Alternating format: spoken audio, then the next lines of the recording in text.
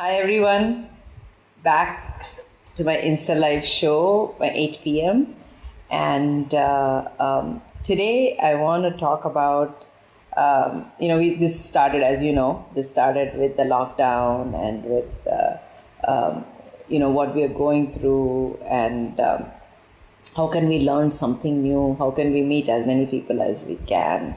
And so we've had Ink Fellow Shido already who talked about art, and we're going to have another Ink Fellow today who is comes from art from another point of view. So I just want to, in general, talk about the Fellows program and also why I'm excited about the person we're going to have today. When we started Ink in 2010, almost 10 years ago, well, actually, not almost, more than 10 years ago. I want to see, we have Ankita saying she's very excited about the session today. So already people are excited for who I'm going to be bringing on today. And so when we started the program, okay, my sister is there. She says I should speak loud. I hope everybody can hear me. In case you can't hear me, just comment and let me know. And also, as I said in the last couple of days, if you have any questions for Alicia or whatever when she's here, feel free to ask those questions. So anyway, I was talking briefly about the Fellows program. We started this 10 years ago, and we wanted to have people who are extremely different from each other be part of this program. And most of the companies, when they become very successful, then they have a CSR program or, something of that sort.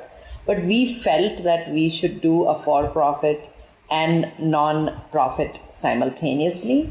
So we wanted to do our Fellows program, which is part of our non-profit, from day one. So thank you, Renee, to say that you can hear me clearly. That's great. And so I'll be very quick because so many people are saying, can't wait to see Alicia, so I don't want to keep you too long. So the idea is that every year we bring 20 people who are extremely different from each other. They're artists, architects, technologists, writers, all sorts of people. And we put them together. And sometimes the magic is how they all can be together and what they come up with when they're together.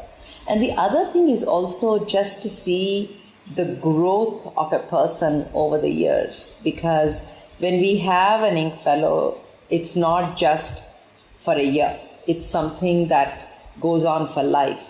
So in the past few years that I've known Alicia, who's going to be our guest today, I'm so deeply touched by how she has evolved, not just as an artist or a designer, but as a social commentator. So she's somebody who, made Indian kitsch kind of mainstream and beautiful and elegant, etc. Okay, we just have a little bit of a problem. There's no electricity in Alicia's home. Just a few minutes, she will join. Okay, so meanwhile, I'll keep talking about what she's been up to. So I really am excited about what she's been as an artist, but also I'm excited about how she has evolved as a social commentator, as I was saying. So, and I've seen her do projects with other Ink Fellows. They come together and they are going to give a lot of interesting gifts to us in the future by how they are working together. Yay, Alicia is back. So if you give me a second, I will put her on. 1 second. So there are questions for Alicia even before she comes on board. So just give me a second. Are you in candlelight, Alicia? No, okay, but before everything, I'm on regular data, not on Wi-Fi, just in case. So my face might go off, but you hear me. I'm guessing. Okay. I'm trying everything. We can hear you, and hopefully we'll see you soon, Alicia. So I was just saying before you came on board that, over the years that I have known you, I am just amazed at how you have evolved as a social commentator, and all Oh, the things you've been doing.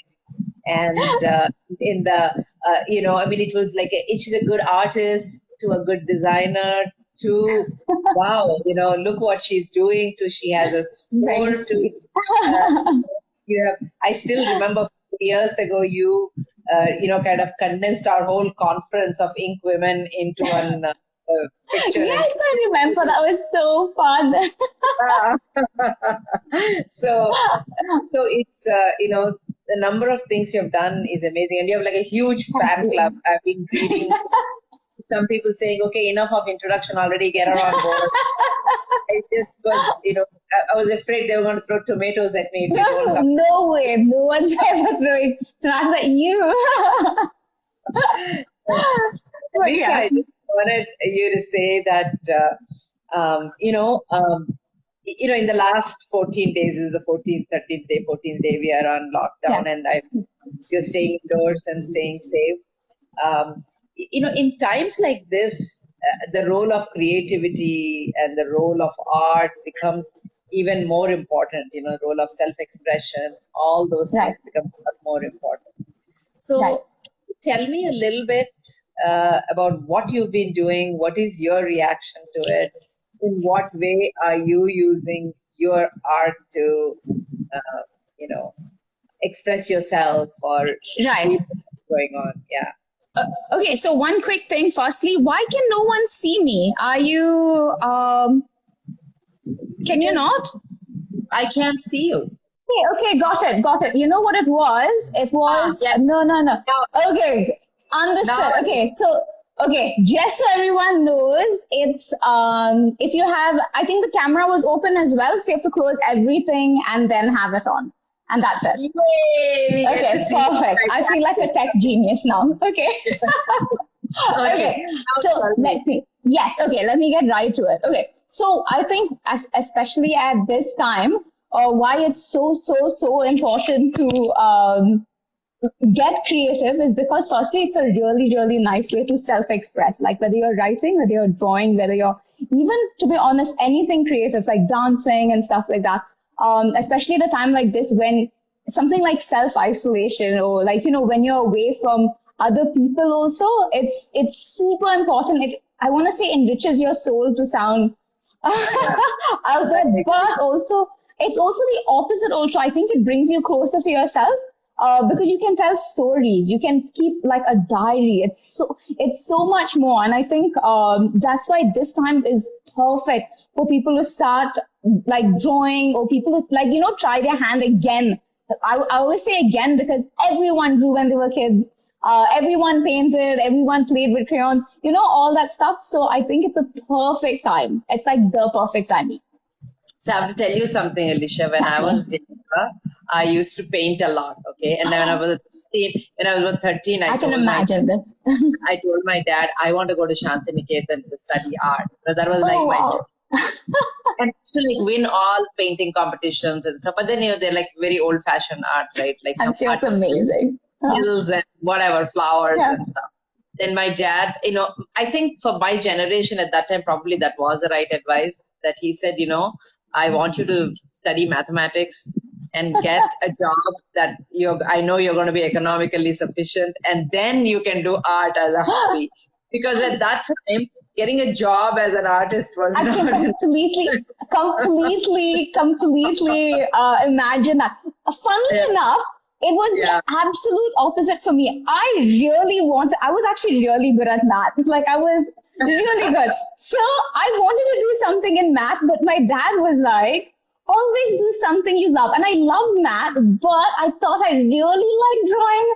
And I felt like that was scarier because I was, when, and I always tell people, like people usually tell me, oh, it's amazing that your parents let you do what you want, it is. I'm like so blessed. But it also puts a lot of pressure because you kind of have to make it work because you made that decision 100% on your own. So I think for me, that was really scary. So every decision, every time it flopped, if like a business decision flopped, if a life decision flopped, it's absolutely 100% on me. Correct, correct. That's what my dad told me when it was time, when I was for me to get married. He said, Yeah. "You decide who you want to get married." Then it's on you. But he said, "If you want me to pick, I will pick. Then it's on me." So I was like, "I will pick, so it'll be on me." I think that's good in a way. You work harder, I feel. You work much harder. Yeah.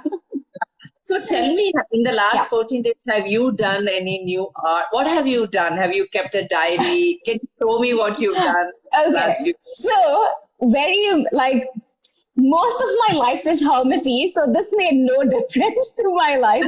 I work from home out of choice, and I have a business partner as well. And with him, there was a full plan. I told him, we're starting this company. You're going to handle, I'm not coming into the office. It started with me going to the office once a week. Then it became once a month. And now it's once in 6 months. It's horrible because I get so much done at home. So for me, Monday to Friday is absolutely 100% at home.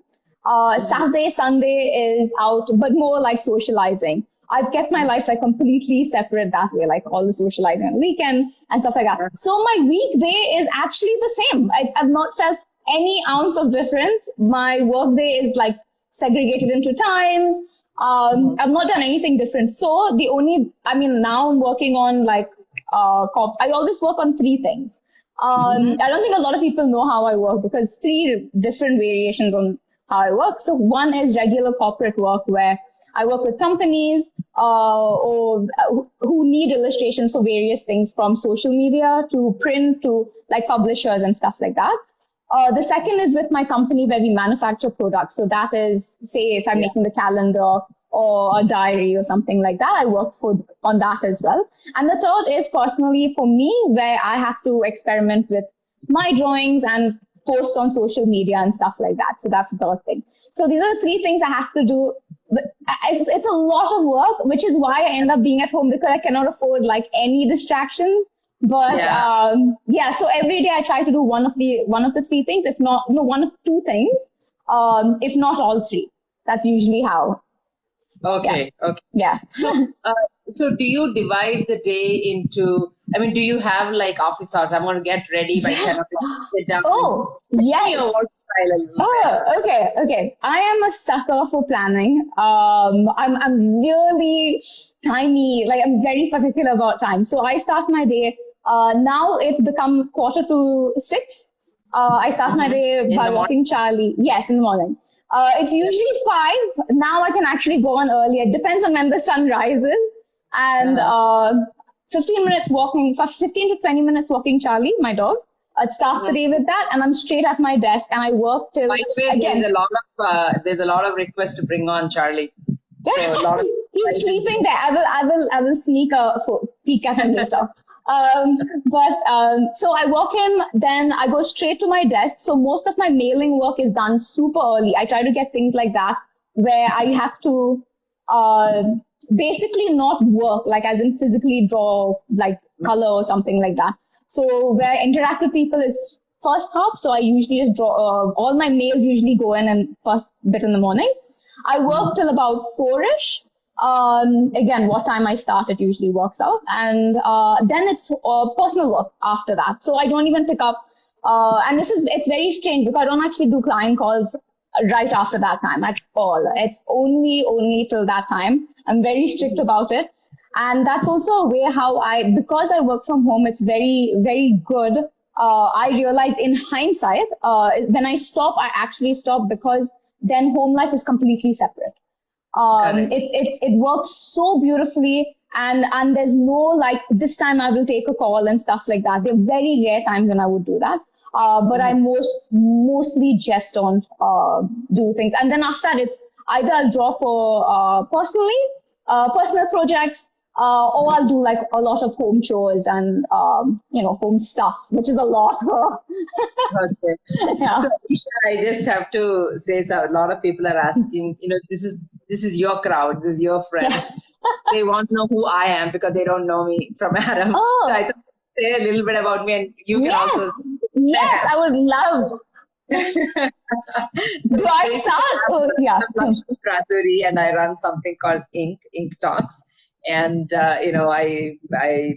I'm originally from Hyderabad, India, but now and I lived in US for 25 years. I came back to India to run to India. Since then, I launched Ink, and we run Ink Fellows program, of which Alicia is a part. And our goal is to accelerate the journeys of game changers. When we find people like Alicia, we hang on to them and make sure they do very well and connect to others who are like her. So if you go to INKtalks.com, you can see a lot of amazing stories. And what I am personally passionate about is telling stories from India on a global stage. So that's who I am. And maybe, Alicia, you can introduce me to your crowd. I feel like Lakshmi tells a very sedated story of how amazing and what work she does, and also of how Ink is and what Ink did. Even personally for me, I think, funnily enough, just going to Ink, i.e. at the airport, I met one of my best friends, Anu, who's another Ink fellow. We got along so well that we became housemates for 2 years. She's still one of my, I call her a mentor because we meet. Funnily enough, the thing I miss the most at this time is meeting her on Saturday every morning, because morning we meet, we either go for a yoga class or we go and sit at a coffee shop and we just talk about life, and that includes work, business decisions, life decisions, and it's amazing because you hear it's so amazing. Anyway, and Ink really put everything in perspective about what people do and for what, and what people's dreams are. It's insane. I actually get really humble every time I go for an Ink event. It's just amazing. It's amazing, and you are amazing for like handling. I don't even know how you do it. It's insane, but.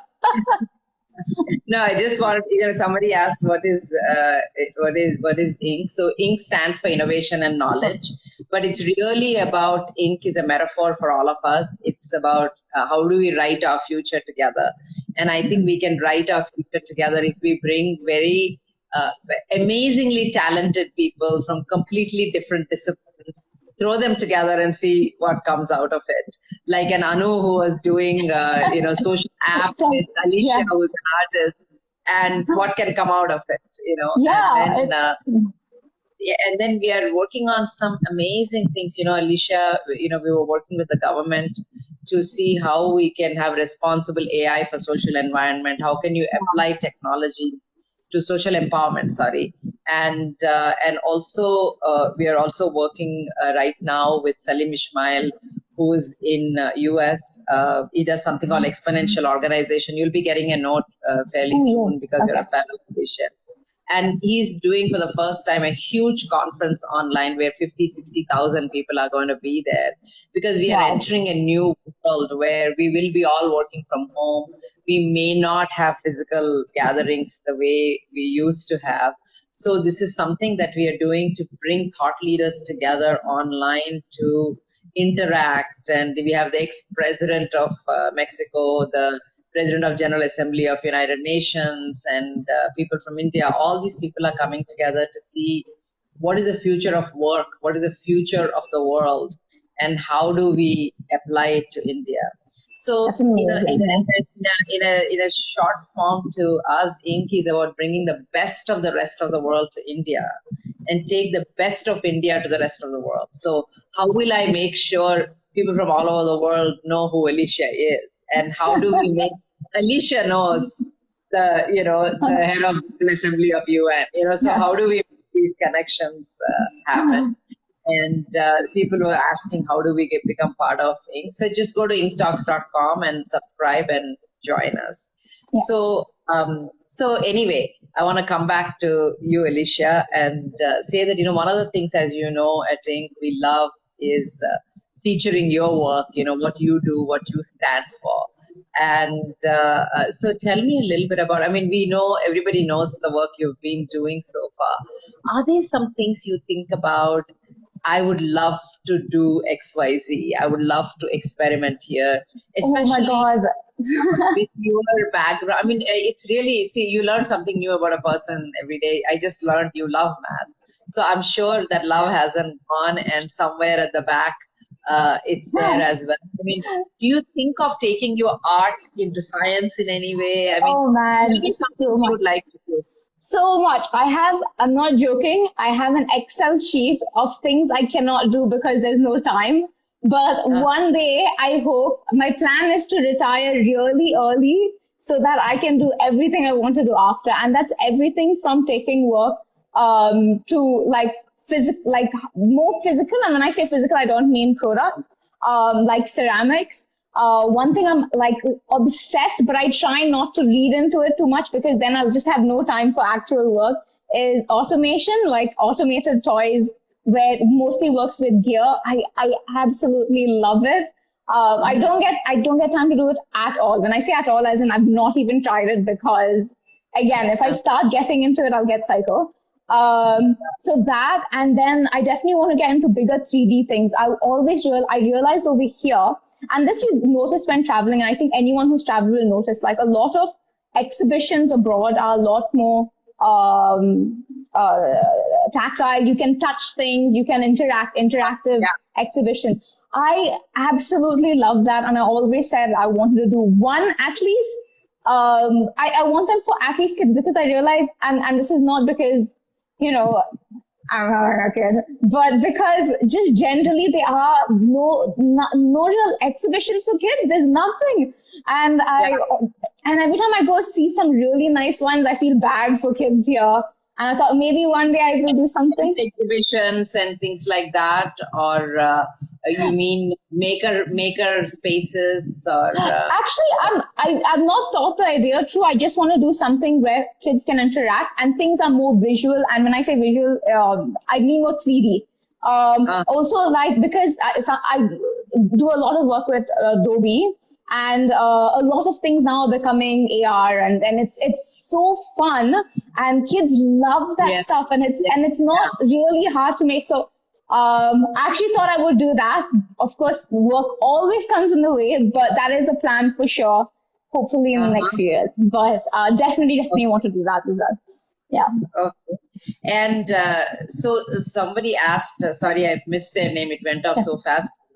How do you keep yourself self-motivated? Oh, because I have 100 things to do. Okay. So honestly, there's the boring answer, which is, it's really good to have a home loan. It really keeps you on your feet to get work done. That's one. The second thing is generally doing a lot of things that interest you. I think now I have the privilege of not taking up work that I don't want to do. But there was a time when I had to take up work that I didn't like, but I never took up work that I hated. That's one thing I always made a point to do, because once you start hating it, it's downhill.